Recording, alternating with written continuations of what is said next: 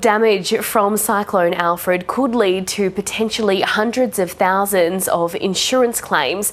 In 2022, many policyholders waited up to 2 years to have their flood claims resolved, and an inquiry found many cases were badly mishandled by insurers. But knowing what to expect and how to navigate the insurance system can improve outcomes and reduce the stress associated with insurance claims. Well, Paige Coburn from the ABC Specialist Reporting Team joins me in the studio now for more. So, Paige, what can people do to prepare for potential insurance claims? So, if you can, try and get a physical copy of your policy now and check what it does and doesn't include. So, for example, if you've got storm coverage but you don't have flood coverage, your insurer is going to want to see that any water damage has come from water coming from the ceiling or broken windows, not from the ground up. Photos right now are critical. Show how you prepared for the cyclone, to show your insurer that you took all precautions necessary. Show that you've sandbagged, you've parked your car somewhere safe if possible.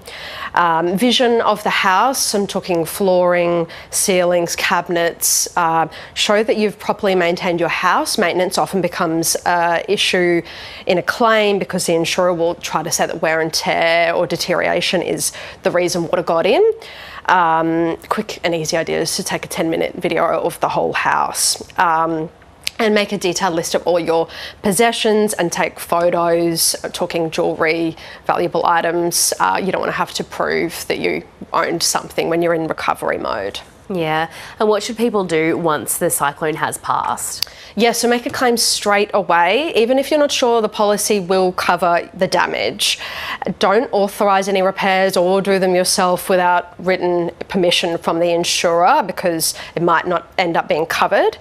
Tell your insurer if you're vulnerable up front. That means if you're elderly, you've got a disability, if you're feeling particularly traumatised from the cyclone, they're obligated to provide extra support.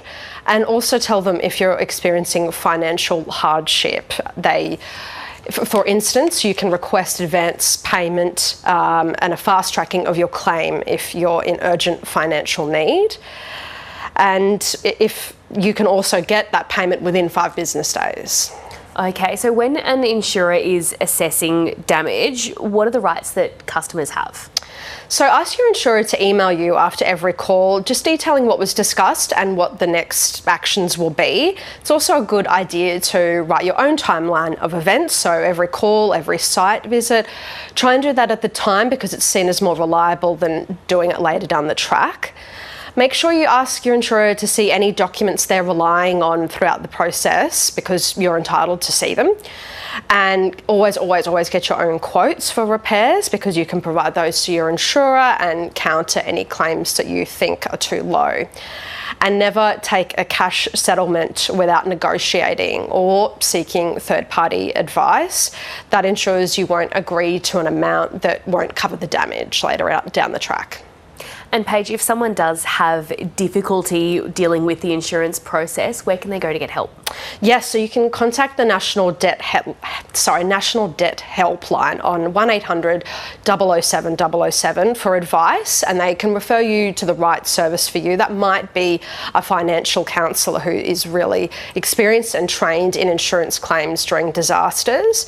You can also see if your area has recovery services, which they might have trained advocates that can help you for free.